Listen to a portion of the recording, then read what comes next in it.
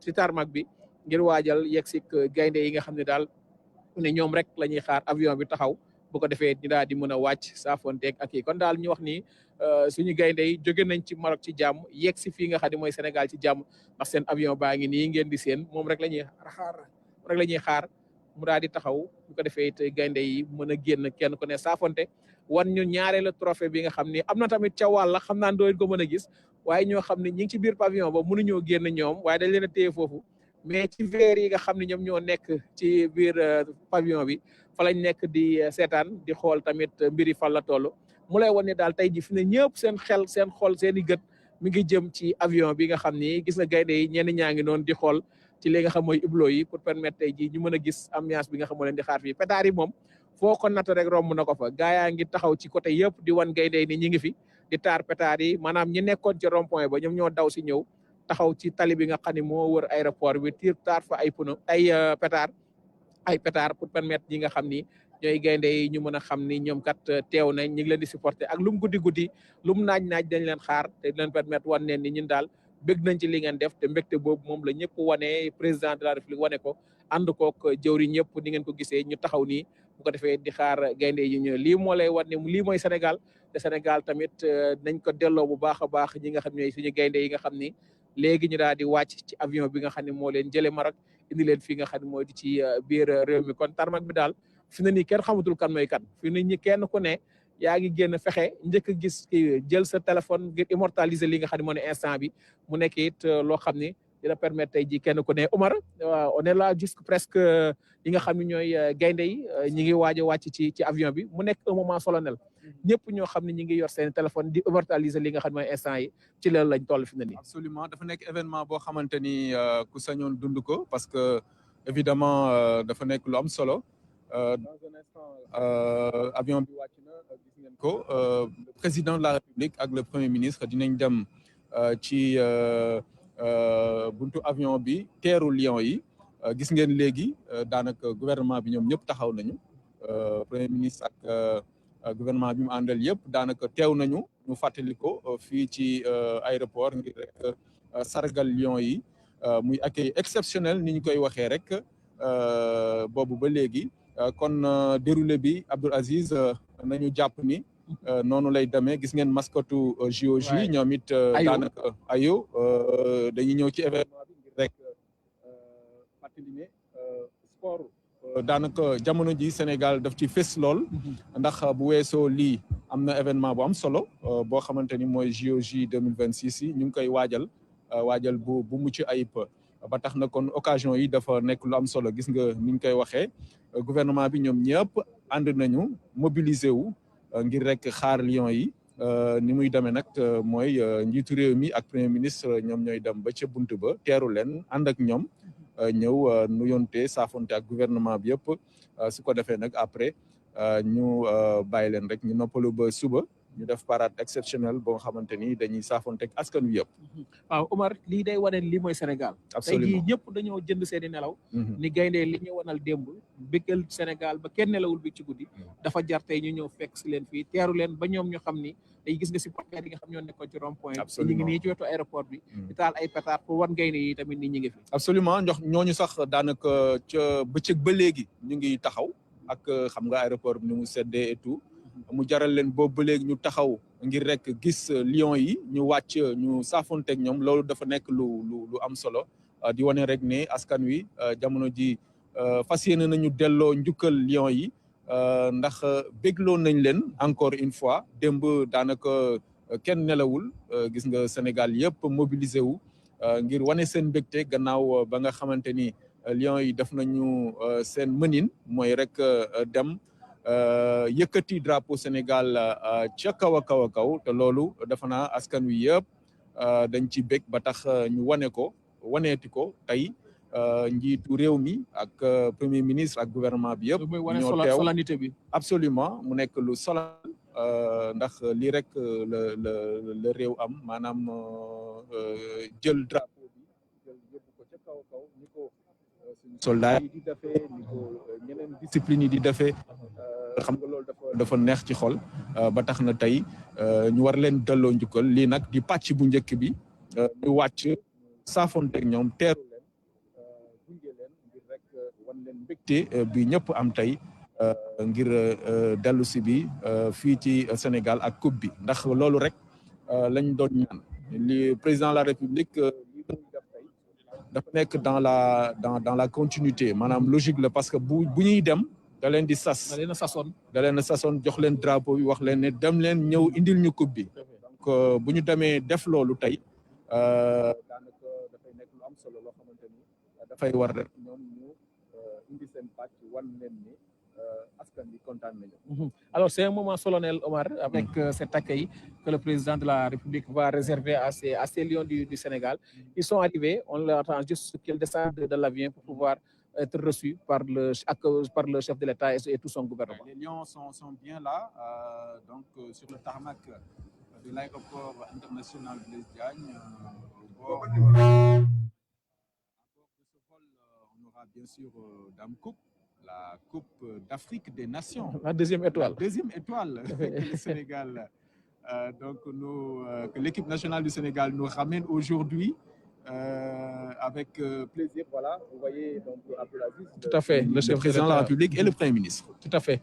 Waaw kon président ak Premier ministre daal nañuy génn ñoom rek la ñuy xaar bu ko defee ñu dem teeru gaynde yi ci buntu li nga xam ne moom moo di avion bi. Absolument, ils sont en train d'arriver comme ça, donc ils se dirigent vers l'avion pour accueillir de façon exceptionnelle les lions du Sénégal. Voici le président donc de la République, Bassirou Diomaye Diakhar Faye, et le Premier ministre Ousmane Sonko, qui, je le rappelle, avaient suivi ensemble le match hier.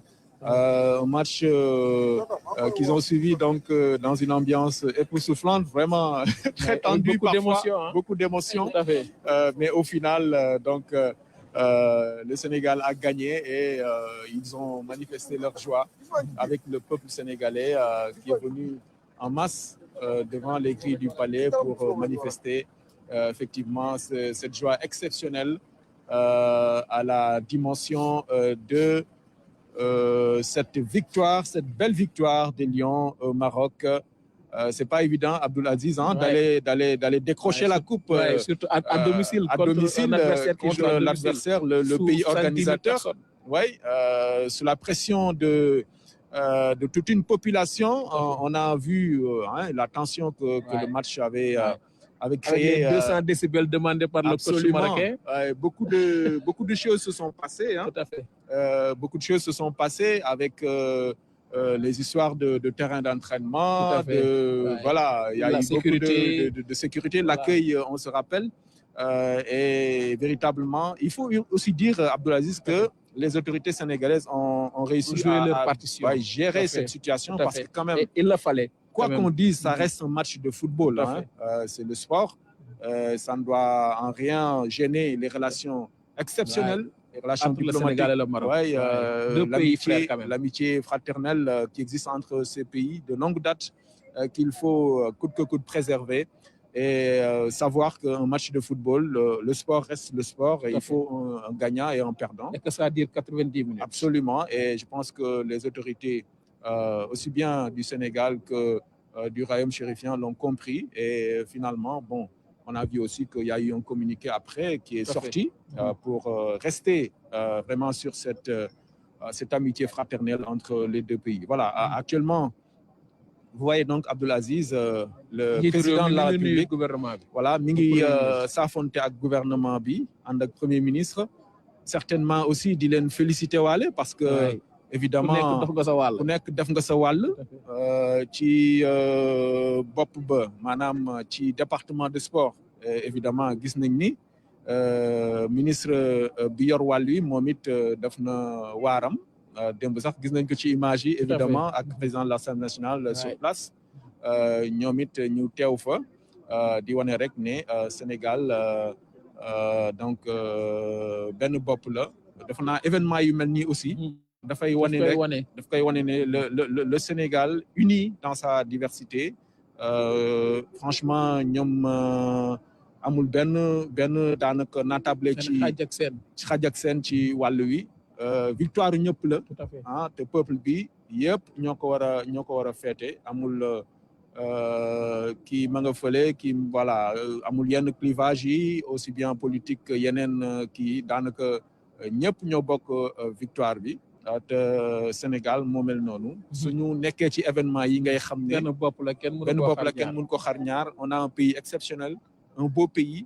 Voilà les lions qui sont en train de descendre. Hein.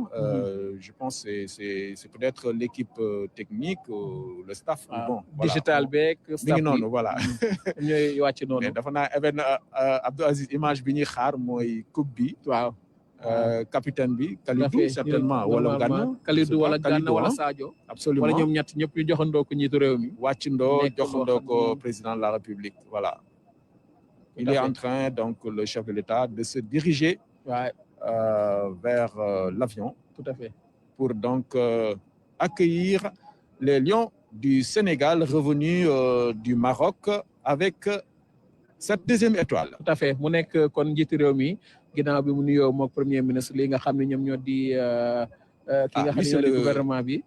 ci staff bi la bokk moom tamit ci digital bi mu nekk it taxawaay boo xam ne am na solo lool ndax jiitu réew mi ngi noonu di dem ci buntu avion bi bu ko defee it teeru gaynde yi ñu ñëw it ñoom kenn ku nekk it ñëw saafonte ak njiitu réew mi ñu waxtaan mu dalal leen bu baax a baax ci jaloore ji nga xam ne defati nañ ko ginnaaw bi ñu jëlee ci atum 2021 ñëw ci 2025 bi jëlaat ko mu nekk taxawaay boo xam bu amam solo la ci gaynde ji yii dafa am solo ci réew surtout boo defee jaloore njiitu réew mi ak lépp loo xam ñëwal ci wàllu gouvernement ci réew mi ñëw kat ni nañ la teeru ànd ak premier ministre ñu yow daal li nga def faaw ñu wan la ni li ngeen def rëy na lu mu guddi dinañ ñëw tey jii teew saafonteeg yow wan la ni daal li ngeen def lu rëy la ci réew mi te mu nekk li di suñu deuxième étoile. Absolument, le chef de l'État qui saluait tout à l'heure le gouverneur de la région de Thiès parce qu'il faut le rappeler ici on est dans la circonscription administrative de la région de Thiès. On est à Thiès carrément. Hein. Tout à fait.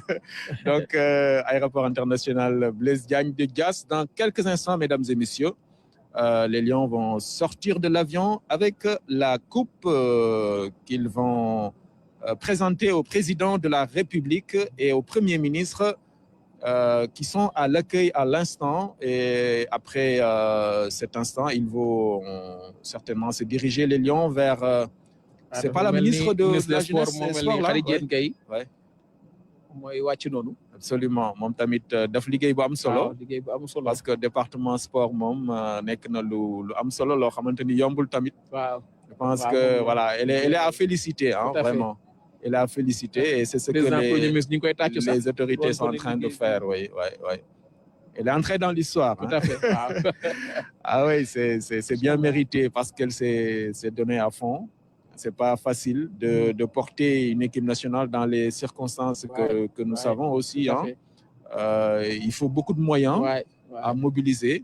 Et évidemment, quand le président de la République donne des directives, il faut les matérialiser. Et c'est pas évident et elle a réussi à le faire. Ici, on laisse les passagers arriver. C'est pas Ibrahim Mboub, ça? Notre confrère Ibrahim Mboub, ouais. Ibrahim Mboub qui a fait un excellent travail avec toute l'équipe de la RTS mobilisée. Vraiment, les Pape Biram Bigué. Tout à fait. Toute l'équipe, ils ont fait un travail exceptionnel durant toute cette CAN et il faut les féliciter aussi. Tout à fait. Vraiment, la télévision nationale s'est mobilisée à mobiliser les moyens pour cela et il faut vraiment féliciter aussi la direction générale qui a dégagé les moyens, M. Papalénian, le directeur général. De la CAN. Absolument. Et ça a permis aux Sénégalais en général de vivre pleinement ces instants-là avec les différentes fan zones déployées un peu partout. C'était important et je pense qu'ils sont à féliciter Ibrahim Mboub et toute l'équipe sur place. Tout à fait. Voilà, dans quelques instants, je pense qu'ils vont descendre. Hein. Il y a les confrères qui sont en train d'immortaliser les images. Les derniers instants. Ñu gis li nga xam ne moom moo di coupe bi. ñu war koo wàccee ngir présenter ko jiite réew mi. présenter ko premier ministre présenter ko gouvernement bi yëpp. ginnaaw ñooñu rek mooy présenter ko réew mi yëpp balaa ñuy dem ci paradu ëllëg bi gis nañ jëwriñ ju njëkk ji jëwriñ ji yor wàllum tàggat yaram sànq. moom tamit wàcc fi ne nii ñi nga xam ne ñoom ñoo di délégation bi ñoom ñooy njëkk a wàcc. balaa ñi nga xam ñooy gaynde yi c'est le ministre de la communication la communication Alioune Sall moom it dikk mu nekkoon tamit taxawaay boo xam ne ñun ñëpp amoon nañ ko démb ci stade bi mu lay wan tey ji Sénégal nii joueurs yi ñu ngi joué supporters yi ñu ngi supporté waaye autorités yi tamit ñëw nañ kenn ku ne ci am taxawaay boo xam ne bu amam solo la. Oui, on a vu même des compatriotes comme les Akon, les Omar Sy, des gens qui sont très fiers d'être sénégalais et qui l'ont exprimé, qui ont accompagné les Lions jusqu'au bout. Je me souviens de cette accolade entre Sadio Mané et Akon.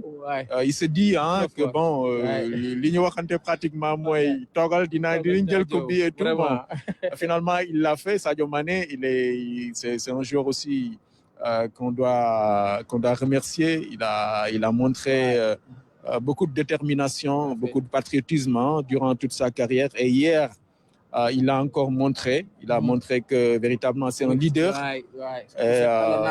Absolument. Et franchement, il a fait une très bonne CAN et récompensé à sa juste mesure parce que il a été élu meilleur joueur du tournoi. Donc c'est bien mérité. C'est un garçon qui s'est beaucoup donné pour l'équipe nationale. Et vraiment, on lui doit beaucoup. Et l'ensemble également de toute l'équipe.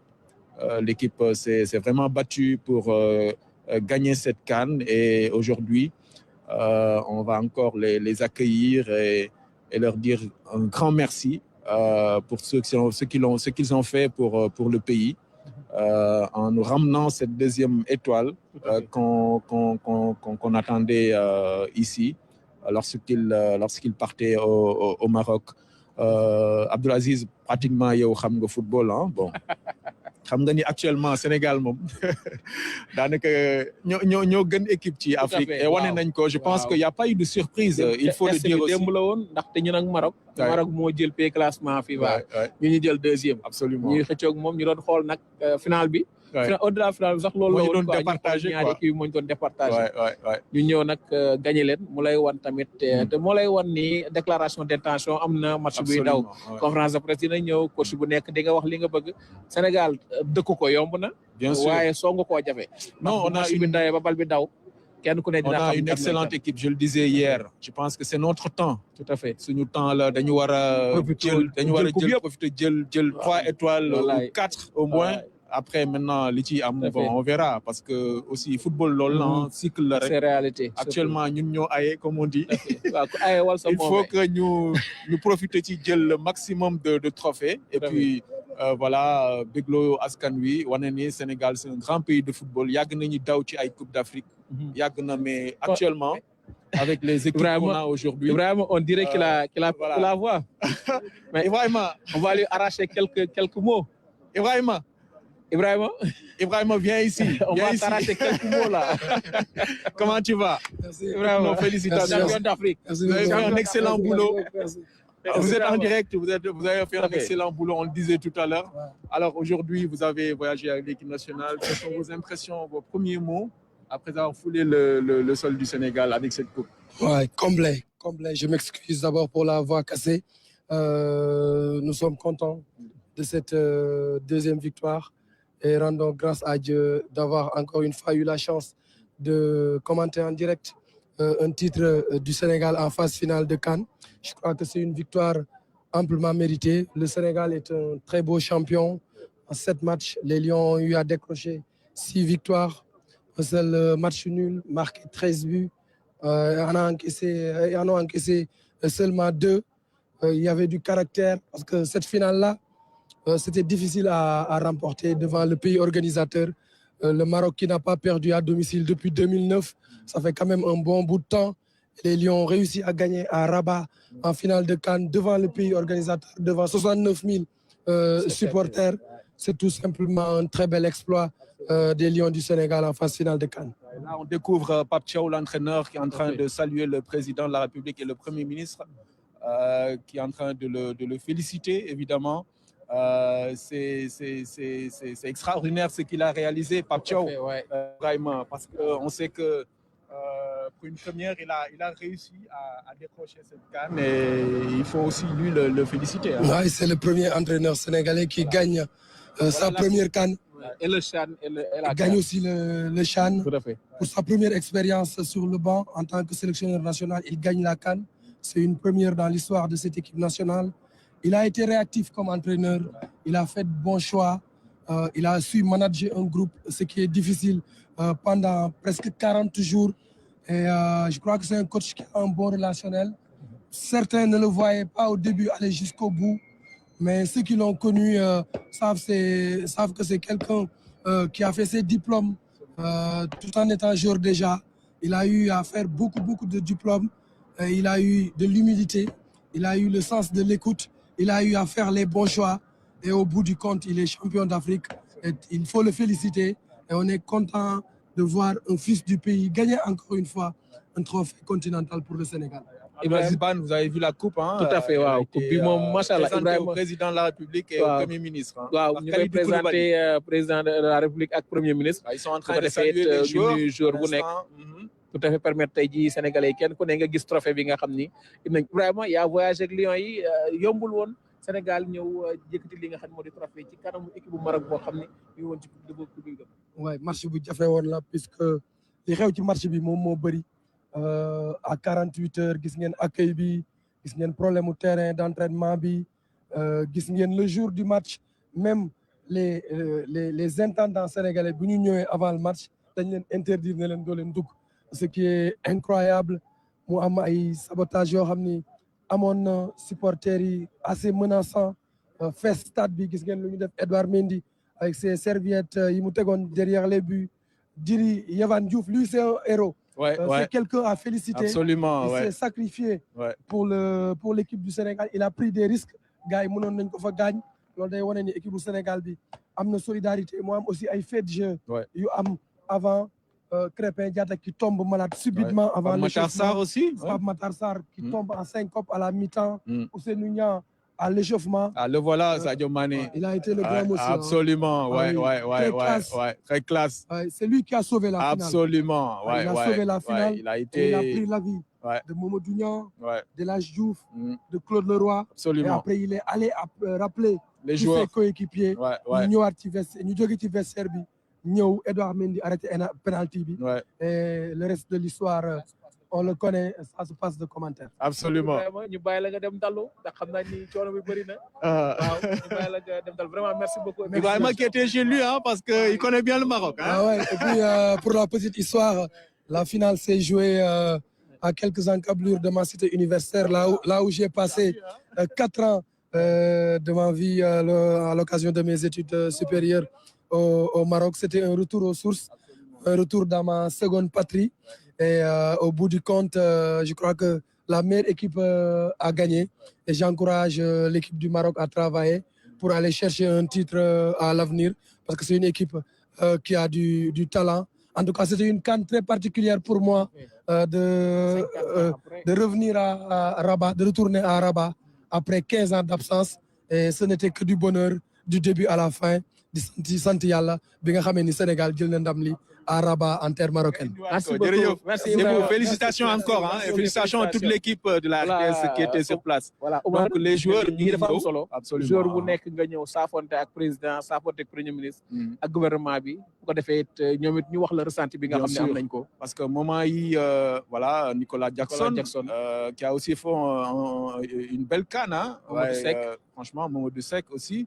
Oui dafa nekk moment yu am solo parce que dina tax président de la République ku ci ne kenn par kenn mu nuyu la Krépin Diatta moom it ndeysaan ci particulier Krépin absolument final bi nga xam biñ koy ñàkk biñ koy jël 2021 joué wu ko waaw dafa fekkoon mu blessé ba ñëwul absolument bi mu ñëw joué wane njàmbarte ba ñëw ba final mu feebar absolument mu lay wan tamit way terewul mais daanaka voilà jël na Coupe d'Afrique te loolu moo am solo mu lay wan ni Pape Thiaw li mu wax ni 28 jours laa yor kenn ku ne mën nga remplacer morom El Hadji Ousseynou Diouf lui aussi très déterminant il est toujours là un double ballon d'or aussi un lion qui est resté avec ses jeunes frères pour les encourager pour les pousser Ibrahima a raconté tout à l'heure l'histoire avec Sadio il a staff médical bi encouragé le staff médical Tony Silva entraîneur gardien yi il y a aussi un lion xam naa premier ministre mi naan ko mi ngi fàttaliku bu baax bi muy 2002 absolument un très grand gardien voilà le staff administratif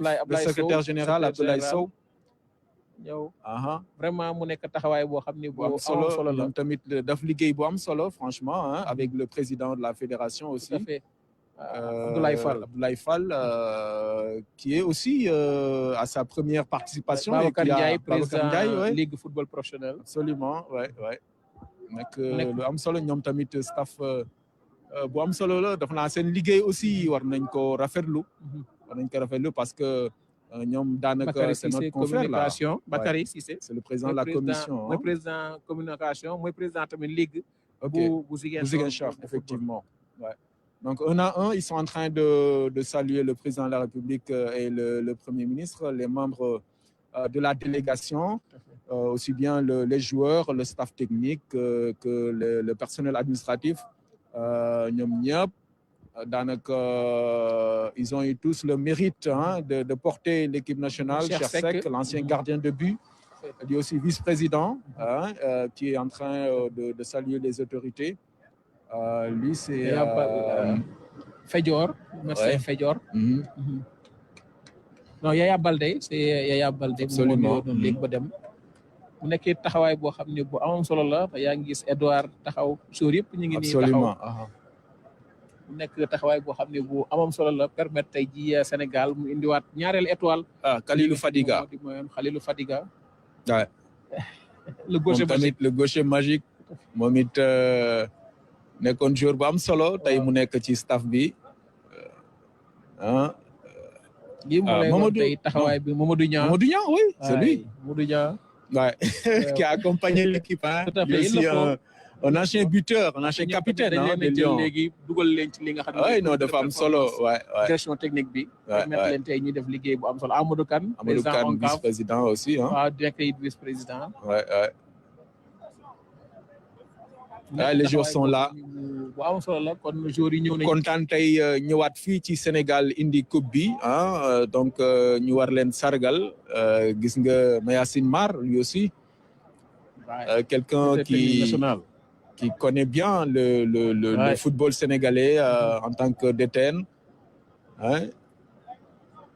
Voilà ñu ngi ñëw ba léegi membre délégation bi ñoom ñëpp. Voilà les joueurs, les champions d'Afrique, ils sont là avec les médailles. Voilà, ça c'est Boulaye Dia, je pense, non? Tout à fait. Boulaye moom moo nekk nii Elimane Ndiaye. Ouais, Elimane Ndiaye. Sabali. Ay, bravo, bravo. Ils sont. Bravo Ousseynou Niang. Ouais. Chérif Ndiaye. Chérif Ndiaye, ouais. ba tey gars yi ñu ngi wàcc avion bi ba tey. Je disais à quelqu'un que Abdou Aziz, li ñu manqué woon, ça c'est Diatta, Lamine Diatta aussi, l'ancien défenseur. Tout à fait. Ancien défenseur du Sénégal, qui est aujourd'hui membre du staff technique. Je disais à quelqu'un, Abdou Aziz, que li ñu manqué woon dans le temps mooy vraiment mental bi. Moom la ñu am ak joueurs yi. Sadio Mané qui est actuellement en communication. Moom la ñu am actuellement. Tout à fait. C'est des garçons yoo xamante ni ils jouent sans stress. Et c'est ça qui fait leur force aujourd'hui. Tout à fait. C'est des jeunes qui sont déterminés et qui n'ont peur de rien, qui peuvent rivaliser avec pratiquement toutes les stars du football au niveau mondial parce que ils jouent dans de grands clubs. Et ça, c'est ça qui fait aujourd'hui la force de cette équipe qui a gagné, qui a décroché cette Coupe d'Afrique chez le pays organisateur. Ah, ça c'est Aïda Mbodj. Madame Aïda Mbodj. Déléguée générale Bouder. Elle aussi était de la partie. Tout à fait. Ouais. Comme pour dire qu'il y a eu beaucoup d'autorités qui se sont déplacées. Et franchement, des Sénégalais de tous bords, ils se sont déplacés en masse au Maroc pour accompagner l'équipe. Et il faut saluer cet élan-là de solidarité et vraiment d'accompagnement de l'équipe. Tout le monde s'est mobilisé derrière les Gaïndés pour les pousser à la victoire finale. Et c'est ce qui est arrivé. ñu war ko rafetlu Abdou Aziz. Tout à fait mu koy rafetlu bu baax te li ma jaaxal sànq bi ñuy commencé Omar yaa ngi gis ni fii bëriwul woon nit. Ouais. mais naka la gaynde yi wàcc rek fi ni moom kenn mënatul téye sa morom. Absolument, ñëpp ñëw tey bëgg a saafoonte ak ñoom kenn ku ne yaa ngi yëkkati sa appareil. xam nga nag ñoom ñëpp dañu bëgg a immortaliser moment yi parce que dafa nekk lu am solo loo xam ni fekke woon naa gaynde yi ba ñuy bien ñëw sûr indi ñaareel trophée bi nga xam ni moom la ku nekk da nga koy nattali daanaka sa njaboot ak sa famille daanaka dafa am solo. président ak premier ministre ñu ngi ñëwaat. Ouais. ni lépp jeex na ci ñu doon wàcc ci avion bi. Voilà. Après, je pense que le président a un petit mot à dire au Lion. Avant maintenant la cérémonie officielle de demain. Tout à fait. Je pense que ça va être une brève déclaration, hein, je pense. C'est ce qui était prévu dans un premier temps, une première déclaration et après peut-être les retrouver demain à l'occasion de cette cérémonie solennelle devant le peuple sénégalais et toutes les forces vives de la nation pour sargal leen daanaka wax leen mbégte bi askan wi am réew Sénégal am ngir rek wax leen li ñu def. Voilà, je pense qu'ils vont immortaliser ces moments-là. Voilà, une photo et puis voilà. Après, ils vont se reposer après, hein, et puis voilà, le président va parler, hein, une première déclaration du chef de l'État avant la cérémonie de demain devant les grilles du palais de la République. On écoute le président de la République prononcer quelques mots ici à l'aéroport international Blaise Diagne.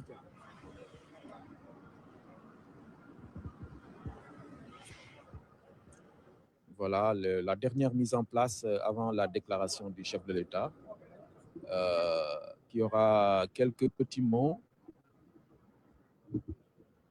Oui, voilà, Monsieur le Président. Voilà, on va donc écouter le chef de l'État qui va donc parler. Ouais. Voilà. Monsieur le Président, bonsoir. Vous venez les Lions qui reviennent avec cette deuxième étoile. Quels sont à l'endroit de Djambar? Merci beaucoup. Je crois que le premier mot qui correspond au sentiment le mieux partagé par toutes les Sénégalaises et les Sénégalais, c'est fierté. Ils nous ont rendus fiers en tenant la promesse qu'ils nous avaient faite en quittant Dakar. Quand je leur ai remis le drapeau, ils se sont engagés à ramener cette coupe. Et durant toute la compétition, en les regardant jouer, nous avons senti qu'ils avaient cette mission en tête et qu'ils avaient à cœur de ramener cette coupe et de rendre le peuple sénégalais fier. Ils l'ont fait en étant héroïques. Ils l'ont fait en produisant du beau jeu. Ils l'ont fait en étant très fair play. Ils l'ont fait en étant exemplaires sur le terrain et en dehors du terrain. Nous ne pouvons que être fiers d'eux. Ils imaginent certainement qu'ils nous ont fait passer par toutes les émotions. Nous leur avions promis, derrière chaque geste, de vibrer avec eux, d'être à leur côté et de les pousser jusqu'à l'exploit qu'ils ont réalisé de la plus belle manière hier à Rabat. Monsieur le Président, ci wolof gaynde yi ñu indi coupe bi yan mooy premier mot yi nga leen wax bien sûr nga leen retrouver demain. bu amee loo xamante ne tey moom la Sénégalais yëpp bokk ci lii ñu gaynde yi andil mooy mbégte ci ni ñu leen gisee ñuy footballé mu wóor ñu ne ñii seen xol ak seen xëtër yëpp def nañ ko ci bëgg nañoo bégal askanu Sénégal te bëgg nañoo wane ne jël ndam li nuñ ko diggee woon andi ko jaral na leen lu ne moo tax bi ñu leen gisee biir terrain bi pendant ci biir tournoi bi yëpp ñu ànd ceeg xarañte ci mën football ànd ceeg yar ci teewal ñu par rapport au comportement bi nga xamante ne moom lañ doon xaar ci ñoom ci biir terrain bi ak ci biti terrain bi wane ne tamit ni adversaire ba dëgër dañ koy tër daan ko ndax fi ñu teg seen bët moo tax mu nekkoon ci coupe bii kon nit ñu ko diggee woon defee nañ ko noonu dañu xam ne nag Sénégal yëpp a bég ci ñoom démb kenn mënul toog kenn mënul taxaw kenn mënul def dara li ñu nekk ci biir terrain bi di xeex di def lu ne boobu ñu ngi nekk ci biti di yuuxu di leen puus di tëb di def lu ne pour ñoom ñu gagné kon lii Sénégal moo gagné Sénégal yëpp a gagné wane ne que Sénégal benn la wane ne que gaynde yi taxaw nañu teewal askan wi te deuxième étoile bii ñu andil njukkal rek la ñu leen ca ameel te njukkal googu askan wi Sénégal nañu leen ko delloo bu mat sëkk incha allah suba bu soobee yàlla. Jërëjëf, Monsieur le Président. Merci beaucoup. Voilà, Monsieur le Président de la République qui vient donc d'adresser sa première déclaration au Lion après donc ce retour triomphal. Fi mu nekk nii nag Abdoul Aziz président de la République daanaka pare na déclaration bi nga xamante ni moom la doon def adressé ko ak Lion yi léegi nag fi mu nekk nii daanaka dafay bàyyi rek Lion yi dem noppalu ji. mu retrouver leen demain devant les grilles du palais de la République su ko defee ñu saafonte ak askan wi yegg si foofu ci grille palais ñu def cérémonie solennelle bi nga xamante ni moom la ñu prévoir gannaaw ba Lions yi saafonte ak askan wi ba noppi mu nekk kon lu am solo première déclaration bi la suba kon ñu vivre yeneen moment yoo xamante ni yu am solo la donc ni ñu ko waxee rek actuellement le président va se libérer va donc partir avec le gouvernement et après donc voilà en attendant les Lions sont en train de saluer les autres membres du gouvernement saafonte ak ñoom aussi njiitu réew mi li ñu mën a jàpp ci waxam mooy ku la jox ndékki bu la diggee reer nga war koo mën a xaar absolument waaw parce que li mu leen waxoon ba ñuy dem mun leen boo leen ko matalee boo leen ñëwee dañ ko matal ba mat sëkk ñu ne ci suñu wàll loolu leen wax di leen tamit buñ ñëwee ëllëg fi nga xam ne mooy ca palais incha allah dina leen wan it lépp loo xam ne tamit lépp loo xam ne muy ñàkk lépp loo xam ne muy daw boo xam ne def nañ ko ca terrain ba fexe Sénégal mu jël coupe bi ñoom it dinañ ko matal bu baax a baax suba incha allah. absolument et puis rappelé na ko bon ni ko kenn ci ay prédécesseur am doon waxee muy le président Abdou Diouf.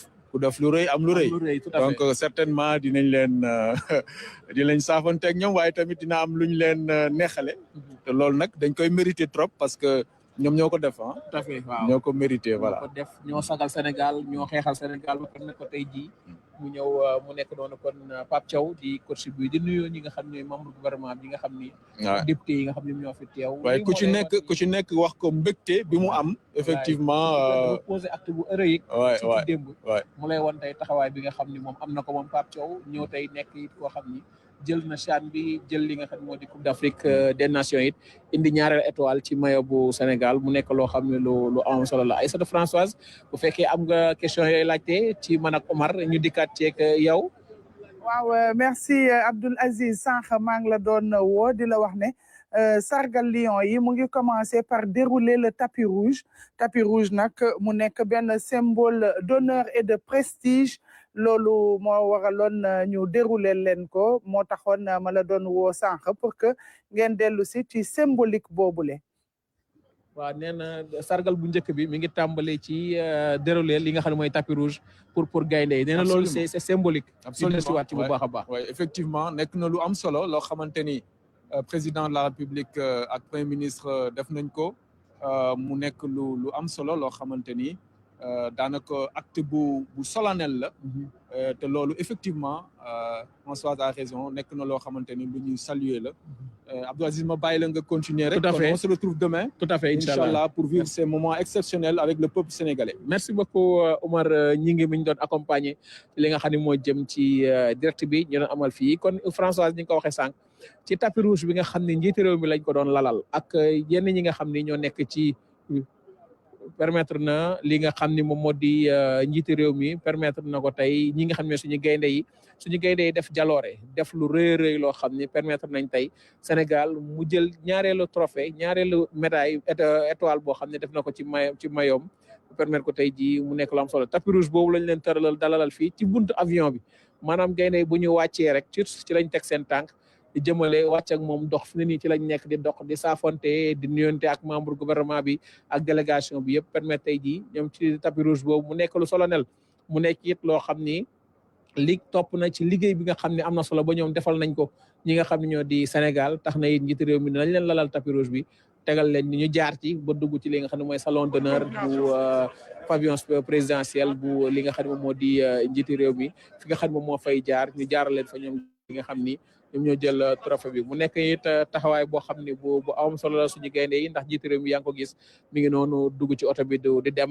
topp ci moom premier ministre moom tamit dina dugg ci li nga xam ne moom moo di oto bi daal di dem pour permettre tey jii gaynde it ñu mën a dugg ci biir saafonte ak ñi nga xam ñooy seen njaboot ñi fi ñëw saafonte it ak ñi nga xam ne ñooy sénégalais yi ngeen ñoom nii yéen a ngi koy dégg sànq ba léegi ak pétard yi nga xam ne ñu ngi koy taal lépp loo xam ni nemmeeku nañ ko ci biir ndax nit ñaa ngi génn ba tey kunti yi ñu tëjoon di daw di ñëw ngir saafonte ak gaynde yi moo lay woon tey jii Sénégal mbégte mi nga xam ni gaynde yi defal nañ ko Sénégal ginnaaw bi ñoo gagné coupe bi nga xam ni c'était de haute lutte nag ñu nekk ko rek am 7 match yoo xam ni joué nañ ko benn match nul nga ci am waaye des yëpp da nga koo gagné nekk na taxawaay boo xam ne bu am solo la ba xam tey Sénégal mu daal di jël li nga xam ne moo di coupe d'Afrique des nations boobu xam naa rek buñ amee ci ñenn ñi nga xam ne ñoom lañ mën a bokkal li nga xam ne moo ñu ñëw waxti tamit seen ressenti waaye kenn ku ne tey yaa ngi tal génn tey dem fi nga xam ne moom moo di ci gisaafonte ak sa njaboot bu permettre ko tey ñu gis ci loo xam ne dina am taxawaay bu am solo lay doon ba tey maa ngi gisaat ki nga xam ni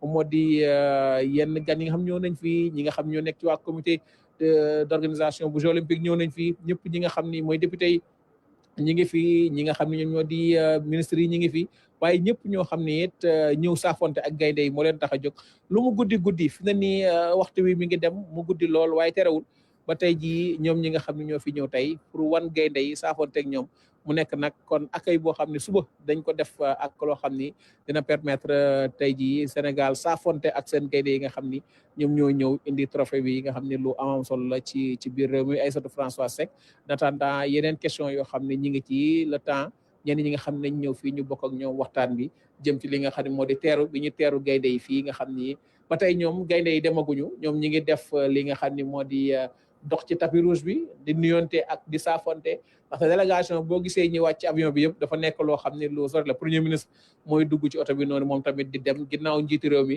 bi mu demee ba pare saafonte bi kon dina xaw a yàgg tuuti ndaxte délégation bi yëpp kenn ku ne yaa ngi dox ndànk di nuyonte ak ñi nga xam ne ñoom ñoo di membre gouvernement bi nga xam ne ñoo nañ mooy jëwriñu yëpp daal teew saafonte ak suñu gaynde yi nga xam ne ñoom ñoo nekk tey ji ci li nga xam ni moom moo jëm ci teeru bi ñuy teeru gaynde yi ngir gën a saafonte ak ñoom gën a permettre tey wan leen ni yéen li ngeen def daal lu rëy la te ku def lu rëy ni ko président Abdou Diouf waxee président Bassirou Diomaye Faye tamit wax ko ku def lu rëy am lu rëy kon fi ne nii ci loolu lañ nekk di nuyonteeg ñi nga xam ñoo di ministre bi Aïssatou François Seck. Voilà, merci Abdoul Aziz Ban. Ñu continuer nag di gis image yi Sadio Mané waaw wax dëgg yàlla moom ak suñu naataango bi liggéey aéroport donc ñuy saafonte Sadio Mané ndaxte ñoom ñaar ñoo bokk Ziguinchor donc ñuy gis ne on a réservé un accueil exceptionnel aux Lions du Sénégal avec, on leur a déroulé le tapis rouge avec la présence de la garde rouge présidentielle. Loolu yëpp nekk symbole yoo xam ne symbole prestige la symbole honneur la c'est vrai que cérémonie bu sobre la waaye cérémonie bu am solo la boo xam ne daal honneur yi dañ ko rendre ñi nga xam ne ñoom ñooy suñu gaynde yi nga xam ne ñoom ñoo demoon fële ca Maroc ci 35e édition Coupe d'Afrique des Nations. Lii mooy concept armée nation ndaxte gendarme yi tamit ñoom ñu ngi béy seen waar ci wàll boobu ñu jël coupe bi di ci photo wu lii yëpp fierté nationale la te président de la République tamit wax na ko sànq nee na le premier mot mooy fierté donc loolu moom la ñëpp am ci à l'égard à l'endroit de nos lions qui ont battu le Maroc 1-0 et qui se sont emparés de cette Coupe d'Afrique des Nations, 35e édition, la deuxième pour le peuple sénégalais. Et Aziz Ban...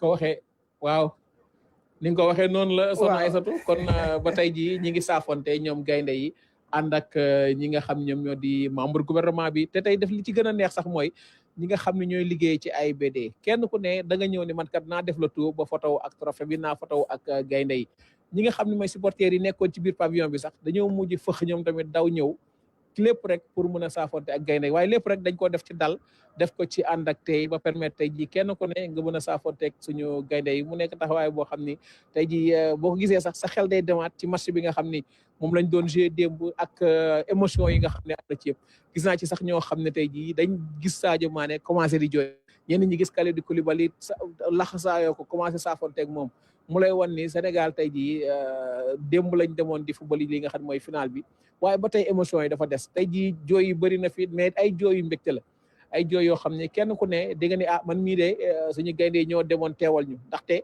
18 millions de Sénégalais ñun ñëpp mënuñoo dem fi nga xam ne mooy ca Maroc dem football yi bëgg-bëgg bi mooy tey ñi nga xam ñoom lañ tànn muy 28 yi dem nañ léegi kenn ku ne mooy Sénégalais boo xam ne jàppoon nga ni suñ la woowee yóbbu dégg nga Sadio Mané la ñuy yuuxu noonu naan Sadio moo lay wan tey taxawaay bi nga xam ne moom Sadio Mané am na ko taxawaay bi nga xam ne mooy Lions yi am nañ ko bis yi leen war a yóbbu ñu ngi génn na léegi ñu am nag bis bu rafet boo xam ne dañ cee def li nga xam ne moom moo di champion d'Afrique def ko couleur yoo xam ñu ngi dugg noonu ci pavillon bi nga xam ne moom moo di pavillon présidentiel bi foofu nag ñu defal leen fa ay yoo xam ne dinañ ci mën a def yëfu njóobeen mën cee def yëfu njaayeen bu ko defee it voyage bi ñu def dafa xaw a gudd ñu dugg fa ñu teral leen teral leen bu ko defee permettre leen ñu am loo xam ne daal dinañ ci mën a fàggandikoo ba mën a téye sedd bi nga xam ni moom moo fi nekk waaye tamit yoon bi nga xam ne def nañ ko ba bu fekkee it lépp loo xam ne jox seen njaboot la ñu saafonte ci kon ñëpp a ngi jubali ci fi nga xam ne moom moo di biir salon d'honneur boobu bu nekk muy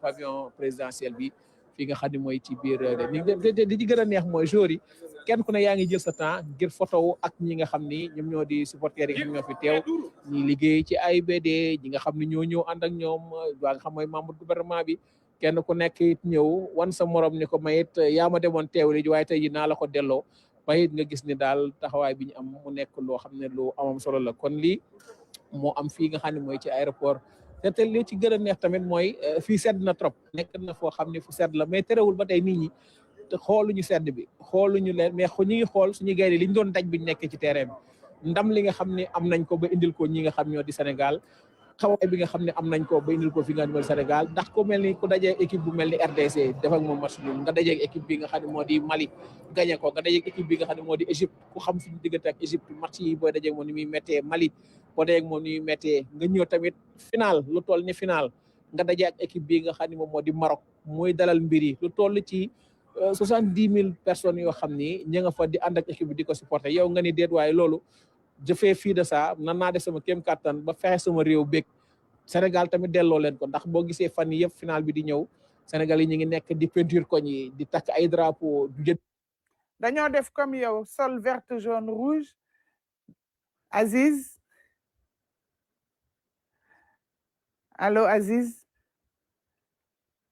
alors Abdoul Aziz, donc on va retrouver dans un instant mais sachez que ñu ngi toujours ci biir aéroport AIBD donc ci pavillon présidentiel bi joueurs yi ñoom dugg nañu ci benn salle comme ni mu ko doon waxee sànq nit yi bëri nañ fa lool ñëpp di yuuxu Sadio waaye c'est normal puisque Sadio Mané quand même un grand monsieur un grand champion dans le terrain et en dehors du terrain wax dëgg yàlla mérité na ñu sargal ko mérité na aussi ñu defal ko lu rëy rëy ñuy gis joueurs yi di génn sous une forte grande sécurité loolu tamit mooy yoon ndaxte ñëpp ñoo ñëwoon di sargal si suñu gaynde yi ñu ngi noonu di génn presse privée bi presse nationale bi ñëpp tamit ñëw fekkee li nga xam ne mooy accueil Lions yi gannaaw bi ñu décroché seen deuxième trophée continental donc les Lions du Sénégal Pape Gueye accompagné par la sécurité donc ministre des sports moo ñu won ginnaaw ni Sabali joueurs yi yëpp daal ñu ngi génn xaw ma nag ndax dañuy dem ci bus bi wala dañuy dem dugg ci salle bi ñu leen jagleel Abdoulaye Seydou Sow Cheikh Seck président Abdoulaye Fall sànq seen nañ ko ci image yi ñëpp daal ñëw ngir accueillir li nga xam ne mooy Lions du Sénégal Lions yi nga xam ne ñoom ñoo def jaloore fële ci royaume chérifien bi sànq Ibrahima Mboub mu ngi koy wax ñu def lu tollook juróom-ñaari match ñu amuñu benn défaite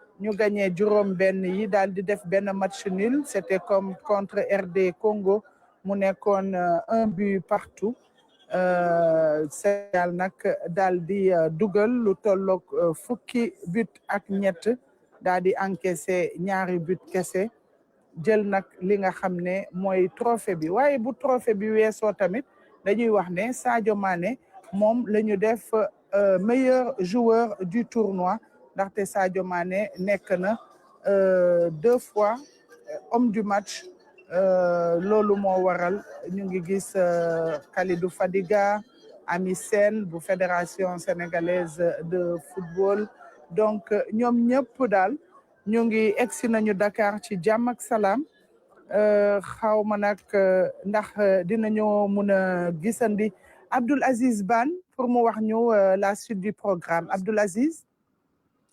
waaw Françoise fi ne nii nag suñu gaynde yi dañuy dugg fi nga xam ne mooy ci pavillon bi bu ko defee it biir réew mi dafa leen defal ay teraanga foofu. waaw xam naa ci la ñuy jéem a profité mais fi ne nii ba léegi mënuñoo dugg ci am na ñoo xam mënaguñoo dugg ndaxte ñeneen ñi dañ ne il faut ñu fotow ak gaynde yi ñet ñi nga xam ne ñoo jóge ci aéroport bi tamit ñëw bëgg a saafonte ak ñoom xam nga rek li ñu am démb ci ndam dafa rëy kenn ku nekk it nga koy dund boobu ba léegi di nga ni kat man ni gis nga yaa ngi gis noonu ñu ci bëri duggaguñu ndax saafonte bi moom la ñuy def dañuy dugg ci biir pavillon bi bu ko defee génn mën a génn ci beneen côté bi bus bi mu ngi leen di xaar ci bunt bi ñu war faa mën a jaar dugg ci li nga xam ne moom moo di ci bus bi pour mën a dem ci li nga xam ne moo di seen hôtel kon ginnaaw loolu ci seen hôtel la ñuy dem biñ jógee ci hôtel bi nag fa la ñuy fanaan ëllëg kon ci la ñuy amal li nga xam ne moo di parade bi parade boo xam ne dinañ ci dikkaat ci itinéraire bi jaar bi nga xam ne moom la ñu war a am permettre la tey jii ba saafonte ak sénégalais yëpp saafonte ak réew mi yëpp ba wan leen trophée bi nga xam ni